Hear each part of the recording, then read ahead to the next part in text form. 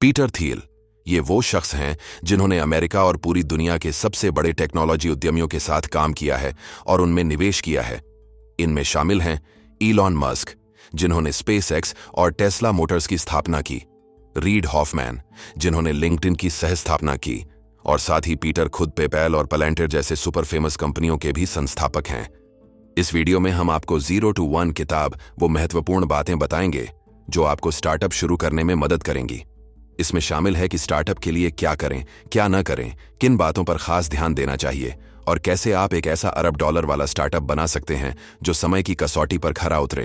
तो चलिए शुरुआत करते हैं सबसे बड़े और खास विचार से, 0 से 1 तक जाना सीखें। अगर हम बस वही काम करते रहें जो पहले से हो रहा है तो हम दुनिया को 1 से N तक ही ले जाएंगे, यानी केवल परिचित चीजों को दोहराना। लेकिन जब हम कुछ नया और अनोखा बनाते हैं तो हम 0 से 1 की तरफ बढ़ते हैं। याद रखें, सृजन यानी कुछ बिल्कुल नया पैदा करना एक बार का काम होता है। जो नतीजा निकलता है वो पूरी तरह अलग और नया होता है।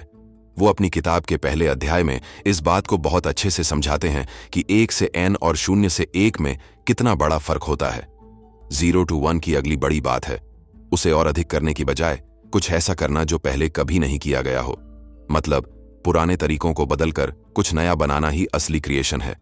अब दूसरा बड़ा विचार, उल्टे या अलग तरह के सवाल पूछने से मत डरें। हमेशा याद रखें, पारंपरिक मान्यताएं अक्सर मनमानी और गलत लगती हैं। जब कोई बड़ा बदलाव आता है तो हम उसे बुलबुला कहते हैं, जैसे 1990 के दशक का इंटरनेट क्रेज।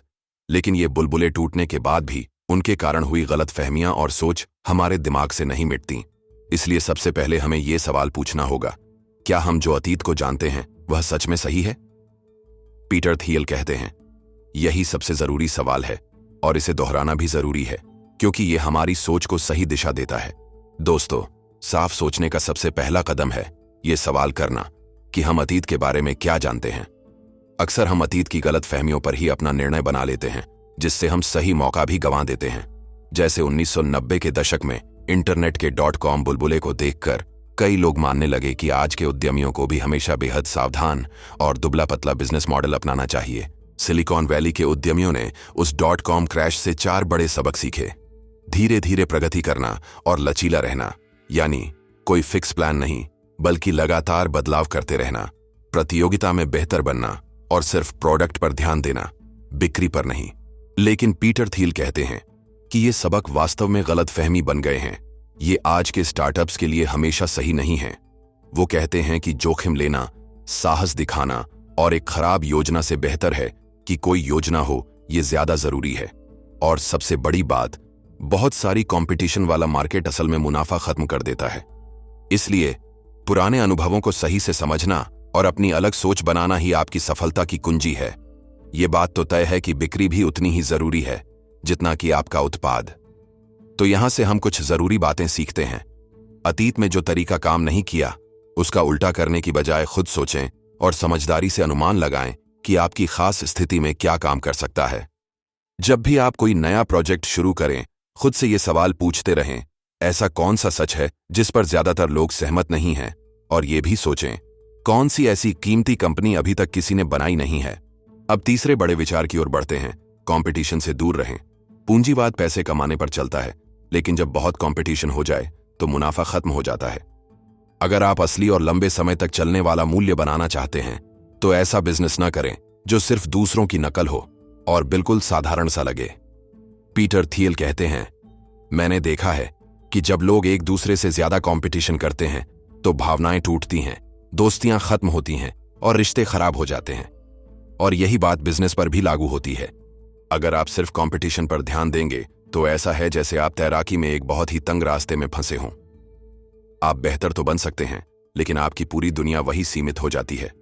अगर आप असली कंपनी बनाना चाहते हैं तो कंपटीशन पर फोकस करने से आपको सिर्फ एक चीज मिलेगी, दिवालियापन का रास्ता। क्योंकि कंपटीशन मतलब है किसी के लिए कोई खास फायदा नहीं, कोई अलग पहचान नहीं, बस अस्तित्व के लिए संघर्ष।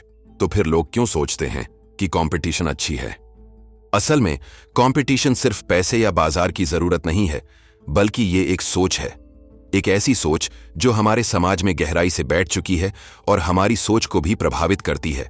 हम इसे बढ़ावा देते हैं, इसे जरूरी समझते हैं और इसके नियमों को मानते हैं, जिसका नतीजा होता है कि हम खुद इस जाल में फंस जाते हैं। लेकिन जो दिलचस्प है वो ये है कि जितनी ज्यादा कंपटीशन हम करते हैं उतना ही कम मुनाफा हमें मिलता है। अब सवाल आता है, मोनोपोली क्या होता है? मोनोपोली वो कंपनी होती है जिसके पास किसी खास मार्केट पर लगभग पूरा नियंत्रण होता है। ऐसी कंपनी जो भीड़ से अलग अपना अलग रास्ता बनाती है और असली सफलता पाती है।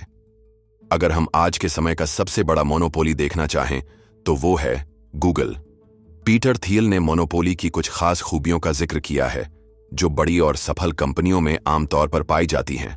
ध्यान रहे, ये कोई फिक्स चेकलिस्ट नहीं बल्कि एक गाइड है जिससे आपको अपने बिजनेस को समझने में मदद मिलेगी। सबसे पहली और सबसे बड़ी खासियत है मालिकाना तकनीक, यानी आपकी कंपनी के पास ऐसी टेक्नोलॉजी हो जो दूसरों के लिए कॉपी करना बहुत मुश्किल हो। ये आपकी सबसे बड़ी ताकत होती है जो आपके बिजनेस को बाकी से अलग और मजबूत बनाती है। गूगल का सर्च एल्गोरिदम उसे दुनिया का सबसे बेहतरीन सर्च इंजन बनाता है और सबसे खास बात यह है कि बिंग, याहू जैसे अन्य सर्च इंजन इसे न तो कॉपी कर पाए और न ही इतनी तेजी से उतना बेहतर बना पाए। यही कारण है कि आपको अपनी प्रोडक्ट या सर्विस में कम से कम 10 गुना सुधार करने का लक्ष्य रखना चाहिए। 10 गुना से कम सुधार करने पर आप बस मामूली बदलाव कर रहे होते हैं जो आपको भीड़ से अलग नहीं कर पाता। सोचिए, पेपाल ने क्या किया? उन्होंने पहली बार ईमेल के जरिए पैसे ट्रांसफर करने की सुविधा दी, जिससे भुगतान का तरीका कम से कम 10 गुना बेहतर हो गया। या फिर एप्पल को देखिए, जब उन्होंने महसूस किया कि आईपैड उनके लिए बड़ा मौका हो सकता है तो उन्होंने उसे लेकर एक क्रांतिकारी बदलाव किया। एप्पल ने जब आईपैड लॉन्च किया तो उसने टैबलेट की दुनिया में कम से कम 10 गुना सुधार किया। सोचिए कि उन्होंने कैसे एक पूरी नई कैटेगरी बनाई और बाजार को बदल दिया। इसी तरह अमेज़न ने क्या किया? उन्होंने दुनिया की सबसे बड़ी किताबों की दुकान बनकर पारंपरिक किताबों की दुकानों जैसे बार्न्स एंड नोबल की जगह ले ली और ऑनलाइन किताबों की खरीदारी का नया रास्ता बनाया।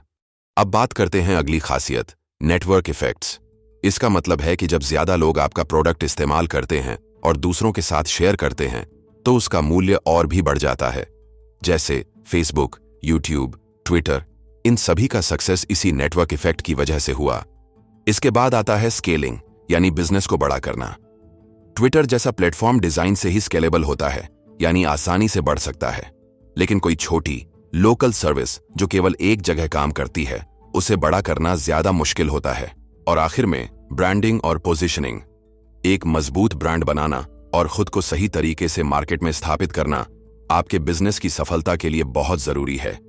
याद रखें, सिर्फ तभी बड़ा बदलाव करें जब आपके पीछे कोई असली और कीमती वजह हो।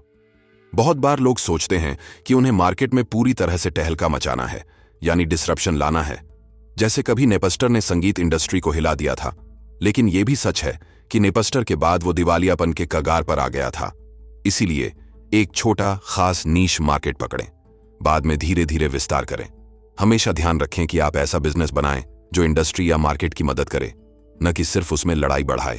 अब आते हैं बड़े विचार नंबर 5 पर, एक निश्चित आशावादी बने।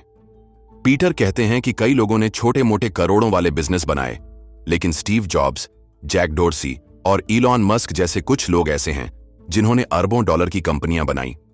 अगर सफलता सिर्फ किस्मत की बात होती तो ये लोग इतने बार सफल नहीं होते।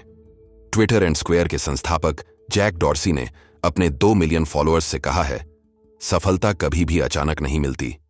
बहुत लोग कहते हैं कि सफल लोग सिर्फ भाग्यशाली होते हैं, लेकिन असलियत यह है कि सफलता तब मिलती है जब आप जानबूझकर और प्लानिंग के साथ किसी चीज में मेहनत करते हैं। अगर आप भी सफल होना चाहते हैं, चाहे वो स्टार्टअप हो या आपकी जिंदगी का कोई और मकसद, तो पीटर थियल की ये सलाह सुनिए। पता लगाइए कि आप क्या चाहते हैं और क्यों चाहते हैं। अपने भविष्य के लिए लंबी अवधि की योजना बनाइए और फिर रणनीति के साथ उस योजना पर काम कीजिए। अब चलते हैं बड़े विचार नंबर 6 की ओर। एक्सपोनेंशियल ग्रोथ की ताकत का फायदा उठाइए। जैसे कहा जाता है, जिसके पास है उसे और दिया जाएगा और जिसके पास बहुत है उसे और भी बहुतायत मिलेगी। मत्ती के अध्याय 25 श्लोक 29 में लिखा है, जिसके पास कुछ है उसे और दिया जाएगा और जिसके पास कुछ नहीं है उससे भी वह जो है छीन लिया जाएगा। ये विचार अल्बर्ट आइंस्टीन के उस मशहूर कथन से मेल खाता है जहां उन्होंने कहा था कि कंपाउंडिंग इंटरेस्ट दुनिया का 8वां अजूबा है। कुछ लोगों का कहना है कि आइंस्टीन ने ऐसा कहा था, तो कुछ इसे गलत समझते हैं। लेकिन इससे फर्क नहीं पड़ता। जो बात सबसे अहम है वो ये है कि एक्सपोनेंशियल ग्रोथ एक ऐसा शक्तिशाली बल है जो आपके व्यवसाय और जिंदगी दोनों को पूरी तरह बदल सकता है। इसलिए जब आप अपना बिजनेस बनाएं या भविष्य की टेक्नोलॉजी पर काम करें तो इस एक्सपोनेंशियल ग्रोथ की ताकत को समझें और उसका पूरा फायदा उठाएं। एक्सपोनेंशियल ग्रोथ सच में एक जबरदस्त ताकत है जो छोटे से छोटे कदम को भी बड़ी सफलता में बदल देती है। अब बात करते हैं बड़े विचार नंबर 7 की, पावर लॉ को समझें। पीटर थील बताते हैं कि यह नियम इतना बड़ा और असरदार होता है कि हमें यह साफ दिखता नहीं। उदाहरण के तौर पर जब हम सिलिकॉन वैली के बाहर वीसी के बारे में सोचते हैं तो लोग इसे टीवी शो शार्क टैंक जैसा एक छोटा और अनोखा समूह समझते हैं। असल में अमेरिका में हर साल शुरू होने वाले नए बिजनेस में से सिर्फ 1% से भी कम को उद्यम पूंजी मिलती है और वीसी निवेश कुल जीडीपी का 0.2% से भी कम है। लेकिन ये छोटी सी रकम पूरी अर्थव्यवस्था को असमान रूप से आगे बढ़ाती है। उद्यम पूंजी द्वारा समर्थित कंपनियां निजी क्षेत्र की नौकरियों का 11% हिस्सा देती हैं। मतलब ये कि आपके प्रयासों में से कुछ छोटे प्रयास ही 80% बड़े नतीजे देते हैं। इसलिए जब आप अपना बिजनेस शुरू करें तो इस बात को जरूर याद रखें। अब चलते हैं बड़े विचार नंबर 8 की ओर, सुपरस्टार स्टार्टअप टीम बनाएं। पीटर थील बताते हैं, मेरी पहली टीम, जिसे पेपाल माफिया कहा जाता है, ने सिलिकॉन वैली में एक दूसरे की मदद करके कई सफल तकनीकी कंपनियां बनाई। हमने 2002 में पेपाल को ईबे को $1.5 अरब में बेच दिया। इलॉन मस्क ने स्पेस एक्स की स्थापना की और टेस्ला मोटर्स के सह संस्थापक बने। रीड हॉफमैन ने लिंक्डइन की सह स्थापना की। स्टीव चेन, चार्ड हर्ले और जावेद करीम ने मिलकर यूट्यूब की शुरुआत की। जेरेमी स्टेपलमैन और रसेल सिमंस ने येल्प की स्थापना की। डेव सैक्स ने यामर की सहस्थापना की और मैंने खुद पालंटियर की सहस्थापना की। आज इन सभी 7 कंपनियों की कीमत अरबों डॉलर में है।